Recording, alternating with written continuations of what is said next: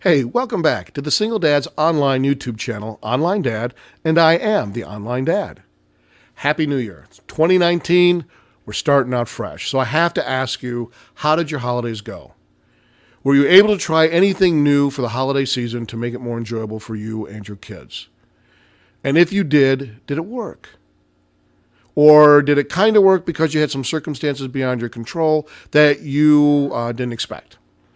Or did it tank? Did it just crash and burn and fall like a homesick rock, and it just, no matter what you did, it just wasn't going to work?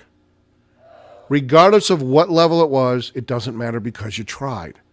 And if you had an experience that wasn't that great, or it just crashed and burned, you learn from those lessons to say, hey, what can I do to make this work for next year? Especially if it's a strategy that you really think you can work. Don't give up. See what you need to do to modify it and make it work for your family. So whether you had a great holiday season, an okay holiday season, or seasons could have been better, we're at 2019 and we're going to look forward to the future and move forward at this point. So this video is based on do-overs. I don't like the word New Year's resolution because we always seem to set ourselves up with lofty resolutions that we often don't keep for a myriad of reasons, legitimate, not legitimate, whichever. So I want to call it a goal. And I'm going to tell you one goal. If you want to do a couple of goals, that's great, but do them one goal at a time. And when you've achieved that goal and it seems to work and you seem to have mastered it and it seems to be working within your dynamic, then take on another one. But don't try and take 4 or 5 at once and think that you're going to get them all done, because depending, again, on your work schedule, the relationship with your kids, the visitation schedule, it may be a little harder than it may seem. So with 2019, I want to take a few minutes to talk about your do-overs. So the first thing I want you to do is I want you to run out to Target, Walgreens, CVS, any place that sells office supplies, Staples. Get yourself a spiral notebook, small spiral notebook, 70 pages. That's probably all you need. If you have more kids, you might want to get something a little bit larger. And if you're not one for doing it pencil paper, then create some sort of journal log on your computer. The next thing you want to do is print out a calendar by month, by each day, not a calendar per day, but the whole month. So January 1st through the 31st, and you want to be able to have a little space to write in for each day. So you want to print that out as well. The calendar is for visitation. When you see your kids, whether you go to one of their sporting events or one of their activities, or you have them for the weekend, took them out for dinner, whatever it is that you did, that's on that date. What you did and how long you were with them. And you keep a running track of that. If for some reason your visitation gets flipped because your ex has some sort of family function she wants the kids to go to, and you guys flip weekends to help her out with that, great, make sure you document it on the calendar. Didn't see my kids on my weekend because my ex has a family function, going to see them next weekend, and you put it down there. But all of that is for direct contact with your kids, even if you're taking them to the doctor. All right, or you're taking them, driving them to school for whatever. Hey, I missed my bus, Dad. Can you come get me and take me to school? Okay, document that you saw them for however long that was. That's what the calendar is for. The rest of the notebook is a journal for you. This whole thing is actually for you to keep records of your relationship between your kids and the things that you're doing. It's kind of like the paperwork of being a parent. And you do things like, if you take them out to a movie, you write down the date, the movie, where you went, and and how much you spent. Keep the receipts, staple the receipts to that section. You go out and buy them a new pair of shoes. You take them to go get a haircut. You write it down in that notebook. Child support is usually payroll deducted these days along with your insurance obligation. Get a copy of your payroll stub. Most are available online. Not too many companies do paper paycheck stubs anymore. But regardless, however you get your paycheck stub, you want to have a copy of it in hand, and you want to highlight those deductions for child support, and you want to highlight those deductions for your insurance payment, and you want to staple it in the book. And you do this as many pages as you need. If you need 2 or 3 pages for January, that's what you need. But you want to keep records of everything you do with your kids. You bought them a pair of jeans, took them for a haircut, paid the down payment for them to play a sport. You paid the insurance premium for them to play that sport. However you interact with your kids on a financial level, from going out to dinner, how much you spend on groceries. You want to write it in that book. Spend $200 on groceries for the kids this weekend. And you write it in the book. And then by the end of the year, you should have a pretty impressive notebook of everything you've done throughout the year with your kids. So number one, you can look back on it and go, you know what? I've been a pretty active dad. But more importantly is that I want you to chastise me after collecting these notebooks for 10 or 15 years and never having to open one. And go, why did I do all this work? Instead of, you get a phone call saying you didn't pay your child support and we need your paycheck stubs from the last 6 months. Or you get accused of not spending enough on your kids. All you're doing is paying child support and you don't do anything else. Or the kids say that you're not spending money on groceries when you have them over the weekend. It's all at a glance. It's all right there. So you can just go back to the months in question, make copies of the sections in question. Boom, there you go. Clerks of the circuit courts in different states, they're not the most accurate. And, part of me gets it. The other part of me is frustrated. I know that I've been told that I was behind in child support, as many other dads have. And you try and explain to them, I don't. And then all of a sudden you got to dig up all of your stubs to prove it.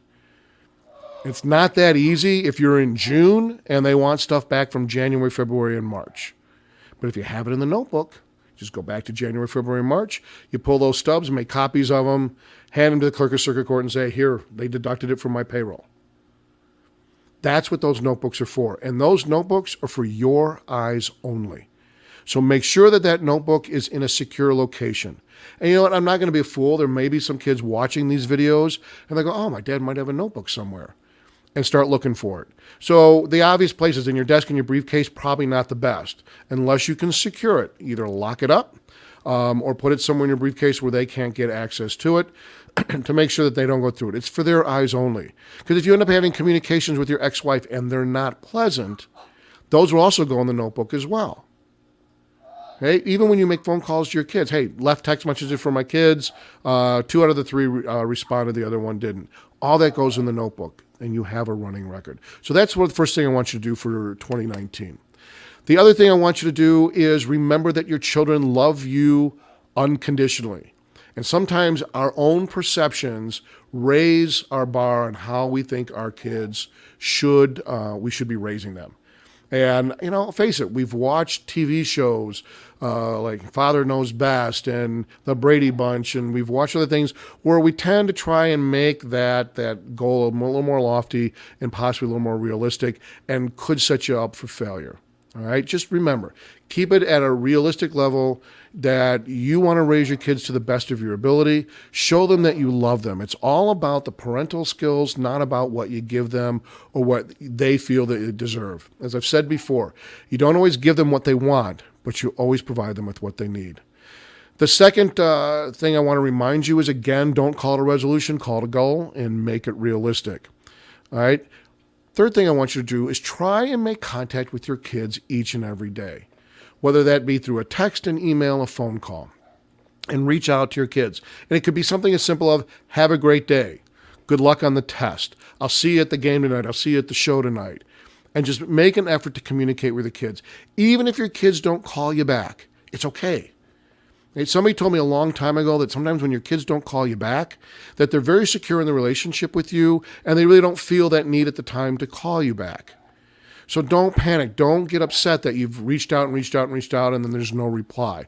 Or there's a reply only when they want something. That's part of having children. So just take it all in stride, but make sure you document the notebook, but make an effort. Now, if you're one of these parents that haven't talked to your kids on a regular basis and you're trying to get back involved with your kids, outstanding. They want to hear from you. But understand that trust has been broken and you have to re-earn that trust. So don't go from making maybe one call every 2 or 3 months and then trying to call them every day. It's going to freak them out. They're not understanding what's going on. So just take it in stride. Start with that initial phone call. You might want to call your ex first and give them the heads up and say, hey, you know what? I've been a lousy communicator to my kids the last couple of years. I really want to pick this thing up a little bit and I want to start being more active in their lives. But take it in stride. But if you have been an active dad on a regular basis, just make time to reach out. And I know there'll be days you forget or you got too busy or don't feel well or you're traveling, you're not going to be able to do it. But the day and age of communication, we have so many ways to get a hold of our kids. When I was growing up, it was pretty much the telephone and a letter in the mailbox. Now you have text, you have email, you have Skype, you have FaceTime. We have a plethora of ways to talk to our kids now that make it even easier. Even when you're traveling, instead of incurring charges on the hotel phone, now you can use your own cell phone and send them a text or FaceTime them as well. Okay? The next thing I want you to do is never, ever, ever, for New Year's, use your kids as a bulletin board. Tell your mom this, tell your mom that, remind your mom this, remind your mom that. That is the responsibility of the adults, of the parents. So if you want to have a reminder sent to your ex, you call them, you email them, you text them about whatever it is that you need to talk to them about. Don't put it through your kids. Your kids aren't the bulletin board, especially if it's negative. And if you hear something back from your kids, from the mom, saying, "Hey, remind your dad he needs to pay his child support this week," or remind your dad that he needs to do this weekend. You just take it all in and go, "Hey, great, thanks. I'll reach out to your mom." And they may say, "Hey, do you have anything you want me to tell mom, or what am I going to tell mom?" You say, "You know what? I'll take care of contacting your mom." And the hope is that when you do talk to your mom and say, "Hey, if you have something to say to me, call me directly or text me. Don't go through the kids. It's not their worry. It's not their responsibility. Just make it between you and me." Again, if they choose not to do that, you take the higher road. You can't control what they're going to do. You can only control what you're going to do. All right? So don't use them as a bulletin board. The other thing I don't want you to do is to talk bad about their mother or your ex in front of your kids. And again, even if they come back and says, "Well, my mom says you're a deadbeat because you don't go to the games," or whatever it is, it's negative. You just simply respond in an age-appropriate fashion. "I'm sorry that your mom feels that way, and I'm sorry that you heard that conversation, but sometimes perceptions show things that are not exactly the way they seem. But I'll talk to your mom about it later." Because if you throw that negative barb at your ex, it's going to go through the heart of your children first. Remember, they love both of you unconditionally. So to shoot that arrow into your ex to try and get back at them, or to call them names or demean them, hurts their kids. So take the high road every single time. And I know you're not going to be perfect, because I know I wasn't perfect. But you want to minimize or eliminate that altogether. The next thing I want you to do, and here's an oddity, it's going back kind of old hat. Make time at the dining room table to have dinner, to have breakfast, to have lunch together. Put the phones on mute, put the phones on the table, get it all out of your system, and you talk to your kids.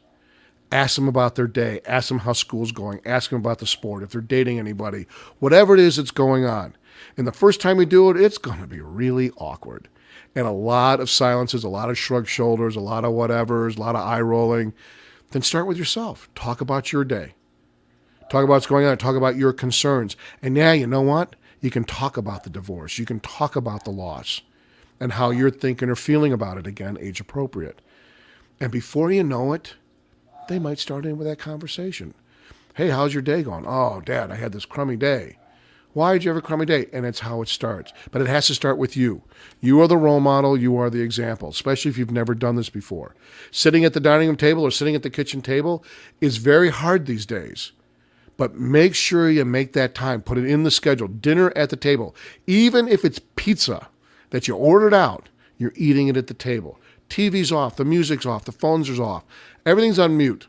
If it's that important or that an emergency, then you somehow arrange where one phone is available in the event that there is an emergency. Like if a grandma or grandpa's sick, or somebody's having surgery and there might be an update involved, then who's the designated phone? But day to day, the phones go off, put them in a basket, and for that 30, 45 minutes to an hour, it's just you guys. Movie day, great time to have conversations as well. But again, get the phones out of the system, all right? And again, I'm going to remind you, okay, it's not about the money that you spend each time you see them on the weekend. It's about the quality of time that you spend with them. So you don't need to make the weekend a financial ruin for yourself because you want them to have a good time. Okay, it's all about the quality of time you spend with them. It's not about what you spend on them. So you don't always have to make it a movie. You don't always have to make it an amusement park. You don't always have to go buy them something. And I'm not saying you can't periodically spoil your kids, But every weekend shouldn't be about going somewhere, doing something, having something, buying them something. It should just be about the relationship and being together. And there are plenty of things that you can do without spending a dime.